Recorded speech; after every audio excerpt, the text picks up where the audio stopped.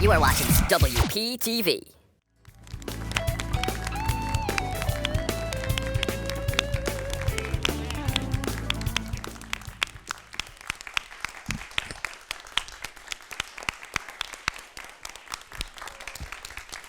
What is going on, everybody, and welcome back to Common Hour, Comedy Hour. My name is Calvin Richey. So the other day, I was hanging out with a couple of my friends, and one of my friends, she starts going around, starts asking everybody, like, if we were at a Starbucks right now, what would you order? She goes around, she starts asking everybody, and she gets to me, and I'm like, well, I'm not really a big coffee drinker, so I probably just wouldn't order anything. And she's like, well, if you did order something, like, what would you order? And I was like, well, like I said, I'm not a big coffee drinker, so probably just order, like, a hot chocolate or something. She's like, you're wrong! You wouldn't! You would order a caramel frappuccino. Just like, well, why is that? Like, why would I do that? And she's like, because you're a Cancer, and that's what you're supposed to do. I've always, like, astrology has always been sort of weird to me. I've never really understood it. It's something I don't really, like, I'm not a huge fan of. For me personally, it feels like it allows people to conform to negative, like, aspects of their life. Another thing that we have, it's big in the South where I'm from, is Enneagrams. I don't know if you've heard of them. It's basically like this personality test you take, and it basically tells you, like, the things that you do. And Enneagrams really, really frustrate me.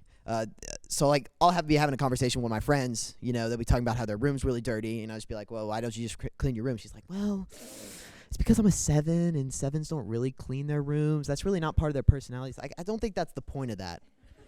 Or I'll be talking to, like, a girl at, like, a restaurant or something. She'd be like, oh, you're just the sweetest, but we can't date because I'm a 4 and you're an 8. And I was like, well, yeah, I know that, but I was trying to throw you a bone. Me, personally, I have a much more scientific way to do things. So I'm big on Nintendo Switch. I have one in my dorm, and I absolutely love playing it. And so one of the ways I get a really good read of a person is I'll invite them over to my dorm, and we can play Nintendo Switch. I'm very big on Mario Party. And that's how I figure people out. So what's your name? Bryce. How are you doing tonight, Bryce? So if I invite you over to my dorm, and we start playing Mario Party, who would you pick? Princess Peach. Princess Peach. You think you're the main character, don't you?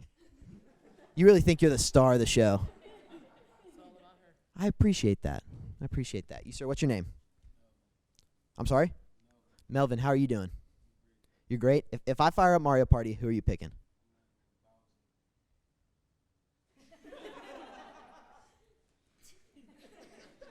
What was that?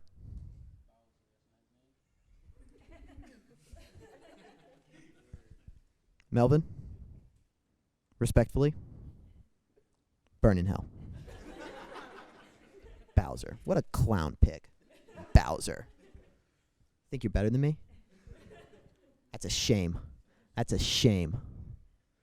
your name? Amir? If I play Mario Party, who are you picking? Mario? You must have owned a Switch, too. You always wanted to be the main character. You always wanted to be player 1. You probably got, like, a younger brother. You push around a little bit. Yeah.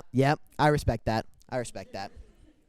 But anyway, like, this concept works with pretty much any video game. I was big on the sports video games growing up. I still really am, because my parents didn't let me play violent video games. And so I played a lot of, like, NCAA football. If you pick Alabama, you're the scum of the earth. You simply are. Same with Ohio State. Same concept. If you pick one of those teams, you're the scum of the earth. You deserve to be with Melvin and Bowser. Down in hell.